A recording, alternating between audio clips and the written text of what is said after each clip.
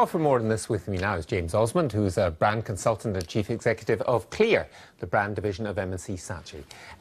Is it kind of perfect storm for Tesco? Just about everything that could go wrong has gone wrong. That's a pretty fair description of it.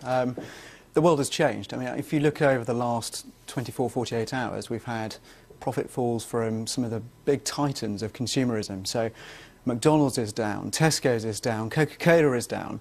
The world has moved on, and a lot of these businesses are finding themselves flat-footed. That's interesting, because all of the big four supermarkets are seeing their market share diminish, and all of them are seeing people, you know, we're going online more. Yep. We're going to niche retailers like Matt Butcher for the reasons that he said. And we're going to the discounters. So, I mean, they're all in trouble in a way.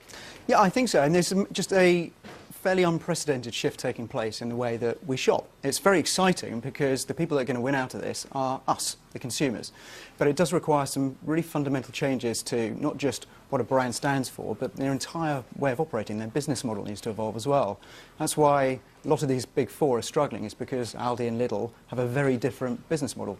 Fewer products, much cheaper prices, different way of stocking them. And it's very hard to change when you've got the scale of a business like Tesco's. Well, is that because they've been trying to do something for everybody, in a way, at least in these big hyper stores, because you go in, there's pretty much everything, but perhaps we think that other people do bits of that better? Yes, I think there seems to have been a bit of a movement towards wanting real convenience, which is, I'm not going to buy everything in one go for a weekly shop. I'm going to pick up things during the week, as and when I need them. I think that's partly driven by austerity, because people don't want to waste as much as they used to do. But the fundamental challenge they've got is that the infrastructure they've built so magnificently over the last 20, 30 years is no longer relevant. And so they've got to find new ways, the classic term of repurpose it, to find a way to become more relevant again. And those, you know, that hypermarket that's empty, yeah. I have noticed you watching that with great interest, because that kind of sums it up, doesn't it? Yes, it's quite painful to look at an empty store like that, but they've got some real assets. They've got a heritage of being the real consumer champion. Frankly, I think that's what they have to get back to being.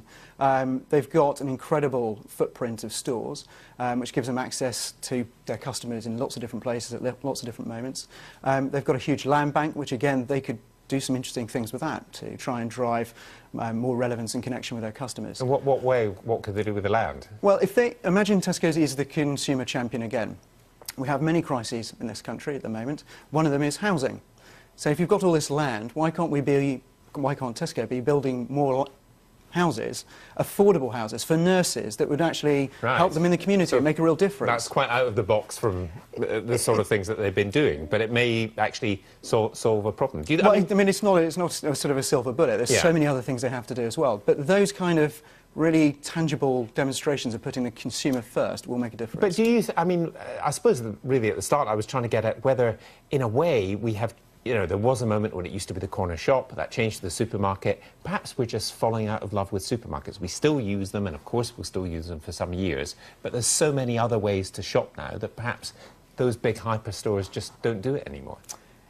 Quite possibly, but it reminds me a little bit of Amazon. I read an article by Anthony Horowitz talking about the fact that he absolutely hates them because they are very tough when it comes to getting his books published. But at the same time, he loves them because they actually make his life easier and better. And I think if the supermarkets can make our lives easier, help us to find the right products incredibly efficiently and give us great value, they'll always be in business. And we might grumble about it, but we'll still use them. Yeah. James, thanks very much for coming in. James Osmond there from M&C Saatchi.